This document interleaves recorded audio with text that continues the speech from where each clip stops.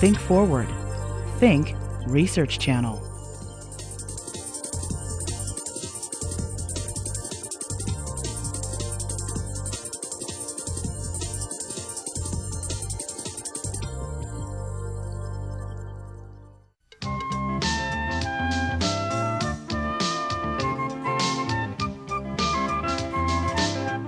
Welcome to School Talk. I'm Nadja Varney, your host. There's a saying that says, the child is father to the man. That is, what happens in those earliest years lays the foundation for all future learning. Well, today I'm excited because my guest has focused his research, his writing, and his teaching on early learning. He not only talks about curriculum and philosophies, but he's training the teachers who will be teaching in early education. I'm delighted to welcome from here at George Mason University, the Graduate School of Education, Dr. C. Stephen White. Welcome, Dr. White. Thank you. Well, you know, you and I have a quick kinship because I worked in reading, and you're doing quite a bit, aren't you now, in reading education? Yeah, in literacy reading. Literacy reading in early learning. Well, before we get too far, I'd like to know how you got interested in working in early education. Okay. I originally started teaching as a volunteer in Head Start a long time ago. And I worked as a volunteer, and then as an undergraduate, I continued to volunteer in preschool and kindergarten, student taught in kindergarten, and then became a kindergarten teacher in public school. And then also I worked with preschool ages 3 and 4s and taught second grade. And then as I was working as a teacher, I worked on my master's degree and did some research for my master's thesis in my own classroom. So I became sort of interested in research as part of my teaching. And then after about 7 or 8 years in teaching, I went to graduate school for my doctoral program. And in my doctoral program, I became more interested in teachers and working with teachers. And I supervised student teachers and began to teach teacher preparation courses and became really impressed with the importance of professional development and teacher development, teacher knowledge, that kind of thing. And then I became a professor and started teaching mainly in teacher education with people preparing to teach in pre-kindergarten through 3rd grade, sometimes up to 5th grade. Because I was thinking that as you spoke about Head Start and 3 and 4-year-olds and second grade. So I wanted to be sure, just for this discussion, the grade levels and ages that you're talking about are... Sure. Early childhood is defined differently in different places, but typically in terms of the national organizations and most researchers and teachers, early childhood involves birth to age 8. And when we're talking about teachers and preparing teachers, we usually talk about preparing teachers for infants and toddlers, and then 3 and 4-year-olds in preschool, pre-kindergarten, and then kindergarten, and then 1st, 2nd, and 3rd grade. Wow.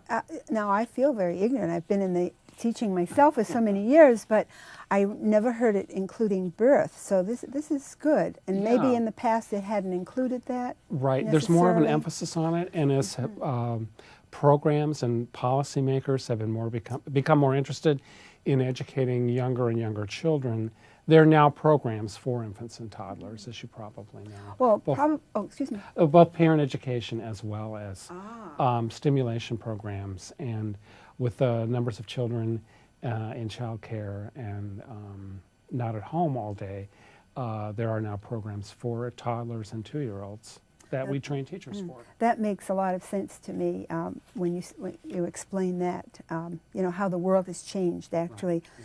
Well, there are many philosophies about education out there. As you well know, there's the traditional view and more progressive, the Montessori school, Dr. Sharp, learning is child's play, wait until they're interested.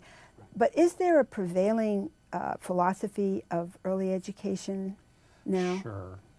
There's a traditional view. I'll talk about it more as a traditional view. Right. And that's really focused on development and children's developmental needs. And the philosophy really has been that we want to educate the whole child. So we want to look at the physical, emotional, and social aspects, not just the cognitive. And so with that emphasis on kind of the stereotype of early childhood has been where children play. The teacher acts as more of a facilitator, leading the child to different activities, and doesn't do a lot of direct teaching. And there's a big emphasis on social emotional development, that's just as important or is more important in many people's view in the field in terms of educating young children, that it isn't just cognitive skills kind of thing. Well, I'd like to hear your views, therefore, about the debate that's going on in the world. I guess it's a continual debate in education, but about what is really developmentally, you use that word now, developmentally appropriate and what is not. And because you have a background in reading, especially in reading, what do you think about that? Well, it's a tough issue, a question, especially right now, because things are changing because of the federal policies and policymakers, and the emphasis now on early education as a very critical part of helping children become as proficient as they can be at a young age because they'll be more successful in later grades. And President Bush has taken that on, as well as a lot of state leaders. So it's changing, and there is a much more of a debate now than there has been, although it's not new at all. All the way back to the 60s when Head Start was first formulated. Many of there were different models, and as you mentioned, Montessori, but there were other ones that were much more developmentally focused, where children were expected to construct their own knowledge and explore and discover knowledge on their own. And that was really compared in some federal studies at the time to more teacher direct instruction. Right now, one of the big issues, as you mentioned, is reading and pre-reading and early literacy. And when we talk about early literacy, those of us in the field think of it broadly in terms of reading, writing, speaking, listening, not just reading per se.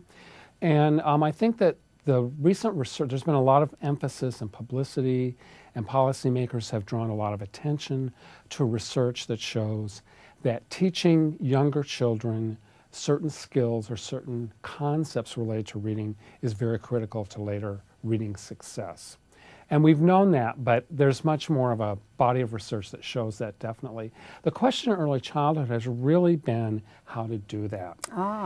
Okay, and one of the big issues is whether we teach it very directly in a very sequential, linear way, or there are those who feel that we can teach the same skills but do it in a much more, quote, developmentally appropriate way.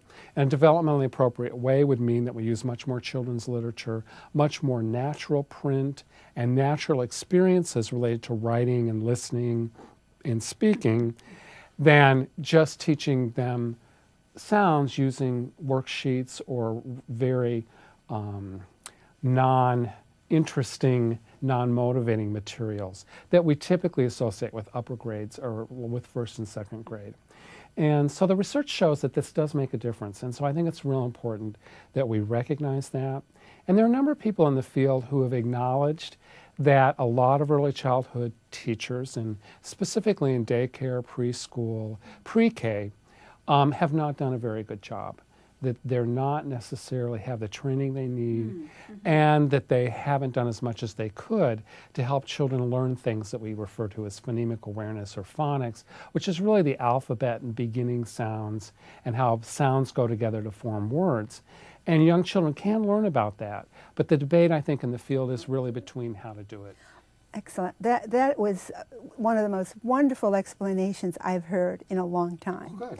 Honestly, I'm a reading specialist of years and years, and that was just such a wonderful explanation on how to do it, because it was a specious argument to say, you will all now teach phonics, and everyone said, well, we all are. Exactly. It was way off base, and so I was so happy to hear what you were saying. Right. And I just want to add that one of the big controversies or issues in the field is how much structure and how direct to do it with how young a child. Exactly. And there's an emphasis now at the federal level to do more direct teaching of phonics in Head Start, and I think that's a a big issue, controversy right now in the field. Well, it would be with many reading specialists as well, I think, who are on the ground and see how motivation is number one with such small children, and when they just dictate their own story and read it back and find the word that begins with, like mother, M, you can tell my bias here, Yeah. but I do believe in the context is important. Life without context to me is almost meaningless. Exactly. So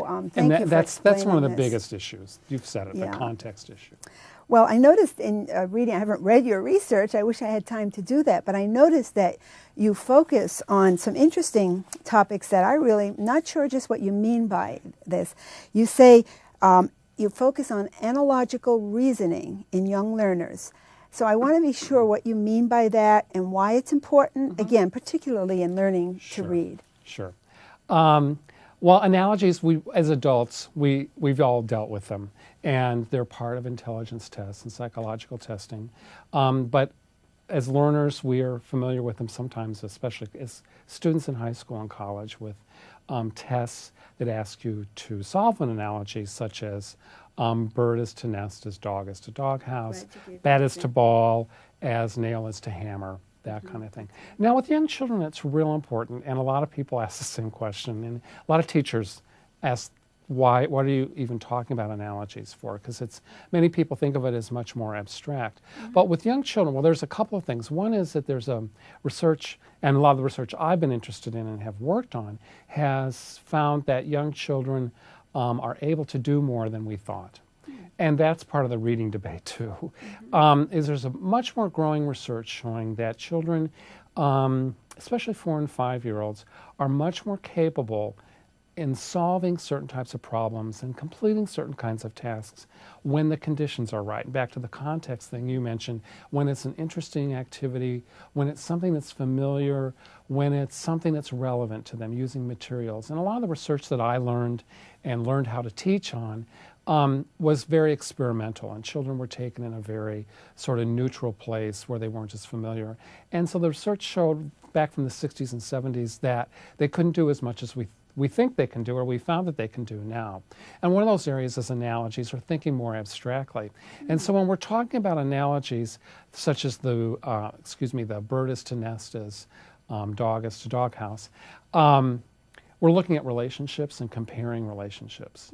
And young children can easily see concrete relationships in analogical format when we've taken blocks with different shapes and colors and asked them to look at relationships and compare them. We've also asked them to look at pictures, and they can do that.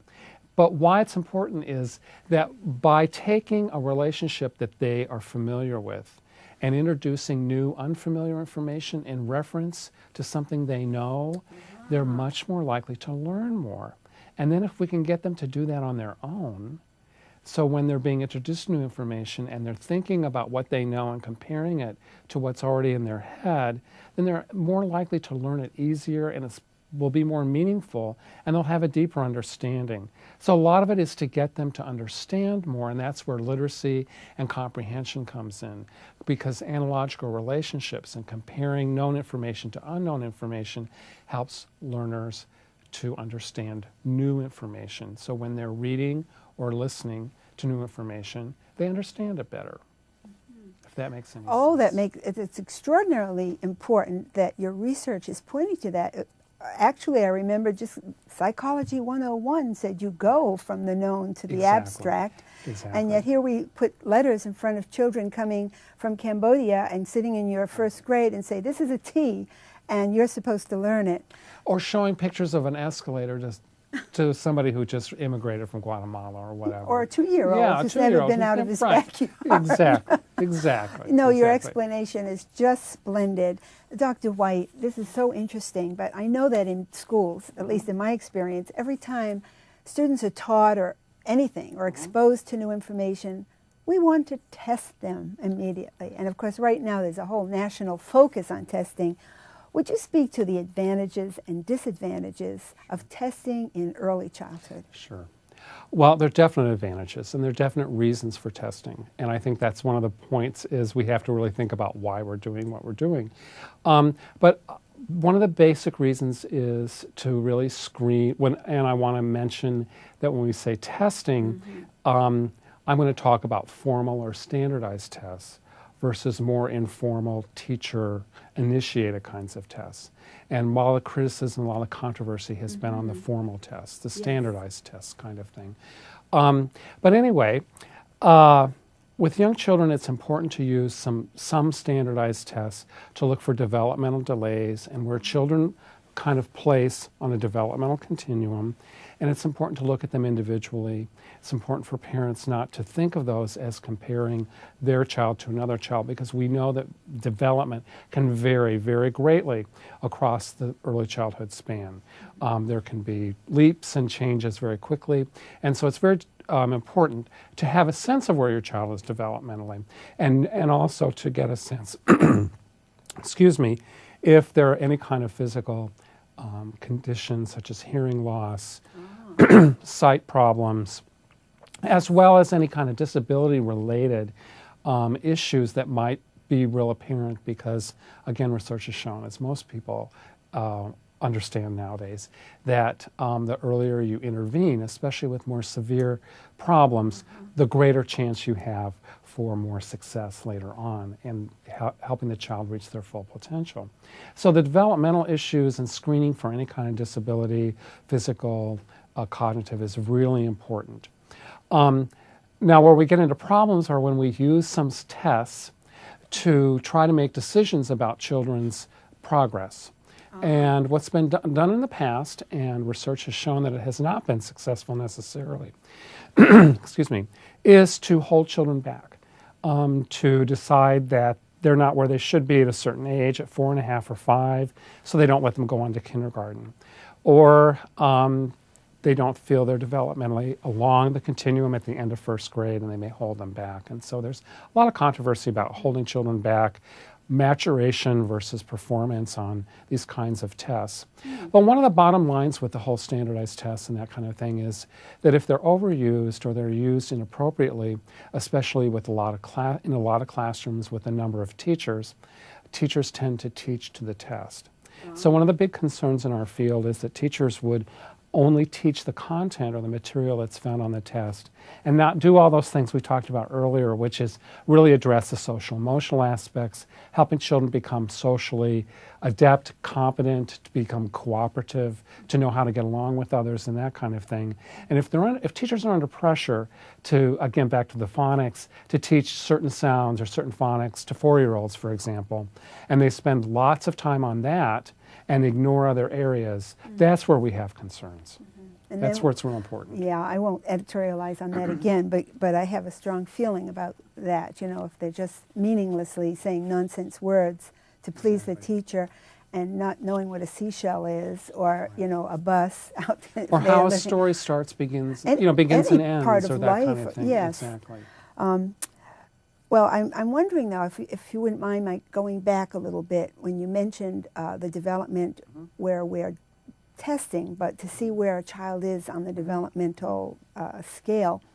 Is there never a time when a child should have, I call it more time, so you see my bias there, but I've seen children coming into the 3rd and 4th grade and then they say, oh, if he only had a little more time to grow up and to feel, his first year he was just ready for the sandbox, he didn't want to pay attention. I just wonder, are we all at age 6 or 7 absolutely ready to go to the next grade? So is there ever a time when you give a child more time in early learning? Well, I wish I could say yes or no. There's different research that says different things. I think the important thing is that you have to really look at the individual child. Exactly. Okay. And you have to look at the context. And I think parents have to have a lot of input and a lot of say in these kinds of decisions, because it is very controversial. A lot of research has shown that when children get to 3rd or 4th grade, when you compare children who were held back with children who went ahead, there are no differences. So basically they even out. I see. But that's really looking at things cognitively and Exactly. academic kinds of Thank you. things. Yes. And so I think it's real important, and I think we tend sometimes not to really acknowledge the importance of the social, emotional aspect, as well as physical, because we can have kids who are physically not there yet because just that's where they're at. And there can be issues for them in adolescence. And I think that that's something that a lot of people don't really acknowledge or look at that carefully. They may be doing well cognitively in adolescence, in middle school, but the social, emotional, and physical kinds of things, maybe because of maturation, and maybe if they would have had more time at an earlier age, it might be easier for them in terms of coping with issues they have at adolescence and older adolescents. Yeah, there are, as you say, a lot of discussion about this and the Oh, it's very looking at the controversial. individual. But I recall having a professor who said, he called it the tight pants syndrome, that the child is doing all right enough to pass the test to go to the next grade, but 16, the pants split. And they said, why is my son acting so strange? And why is he running away from school? And it may just be a social, emotional, the pressure, the undue pressure that may have been put on that child, even though he happened to be able to learn some basic reading. And Right, math. and the undue pressure that may be very implicit, and it's not really clearly recognized, or the child isn't even aware of it, but still it affects their performance. Well, the important piece of all education, of course, is the teacher. Right. And you teach teachers how to teach in preschool. So is the pre-service for teachers, future teachers, is this changing? Very much so. Ah. Very much Could so, you speak especially about it? since I think I can speak for myself, and probably for you when we were trained. There are several things that are, again, related to some of the things we talked about before in terms of developmental appropriateness and testing and that kind of thing. But for teachers, rather than just taking courses and passing tests and doing some practice with student teaching, now here at Mason, as well as a lot of places, we do much more field-based experience much earlier. So the minute they start, they do observing, and they also spend some time with looking at different parts of the classroom, observing teachers, but then working with children. And we've done a lot with field-based programs here at Mason. And I'm obviously an advocate of them because I think they're really important. But I think that in addition to that, rather than just passing what we typically think of as paper pencil tests or essay tests or being able to write, we're moving to what we call more performance assessment or performance-based assessment, where, for example, lesson planning, we look very closely at a student's ability to plan, to develop, think about, plan, and then execute the plan, and then what they think about after they teach it. And we use that much more as an assessment to determine whether they're ready to teach than we did before. So things are changing. In early childhood, one of the big issues, which goes back to what we were talking about before, was in an elementary school also, is the content knowledge of teachers. And I think that one of the big criticisms and one of the big pushes by the federal government and the Department of Education and policymakers at states and at local level too has been that that young children especially are just playing, like we said before, and not doing anything, that the teachers really don't teach content and that they don't really understand the content and have a working knowledge of, say, early mathematics and certain things children need to know about learning to read or learning to write. And so I think we're looking more closely at the content that especially early childhood teachers have to have, because it, in my view as well as others, people in teacher education, it has been minimal in some respects. And I think that we need to really look at the content, the knowledge of teachers, especially in literacy, reading, and in mathematics, because there is some research that shows that, especially in mathematics, teachers of younger children just don't have the understanding, the conceptual understanding that they really should have to teach the concepts in a very in-depth way. It's no longer just okay to go page by page through the book, with the book wagging the teacher, instead of the teacher just using the book and many other kinds of materials for the curriculum. We want them to be it. decision makers and be thinkers about what they're doing. Yeah, this is so very important and sounds so very good, the improvement, although there have been, of course, many times the teacher is intuitively comes into this, but we need to have so many more teachers educated into it. And I'm glad to hear about more of the portfolio type of larger view. And we're doing a lot of the more teachers. of that. And I think I think it makes a difference. I really do. You can tell those who've had that experience and those who have not. Well, we had Harry Wong on who talks about recruiting, but not only keeping teachers. Yeah, And, another big issue. But that's very connected to what you're doing now. Exactly. What you're doing would help teachers to stay than previously, I think. What about once they are teachers? How important is professional development? Oh, it's really important. Again, it's all interrelated, as you've said several times. We want in-service teachers, practicing teachers, to have lots of opportunities to grow, obviously, and to reach their full potential, and to really think about their own knowledge, their beliefs, and their practices, and do that in a way that's respectful of them and not, in the past we've done a lot of one-shot, where supposed experts come in and tell them what to do, and we know that that doesn't work, that isn't working well. And the experiences I've had with teachers in positive experiences, it's very long-term, it's very ongoing, it's very focused and centered in their school, in their context. It goes over a period of time, and they have some input into what they do.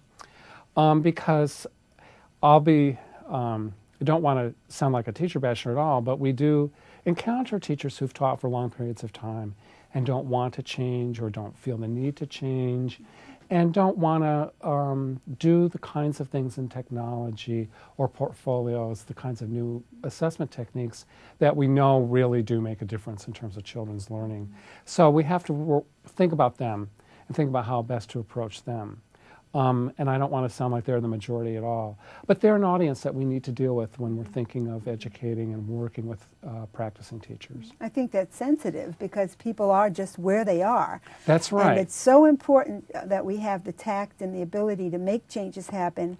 The role of the principal is very important, isn't it, in Very schools important. to help professional development happen to meet all of their needs. Right. And for teachers to have a say and to feel like they have input. And again, I've seen both very positive and negative examples.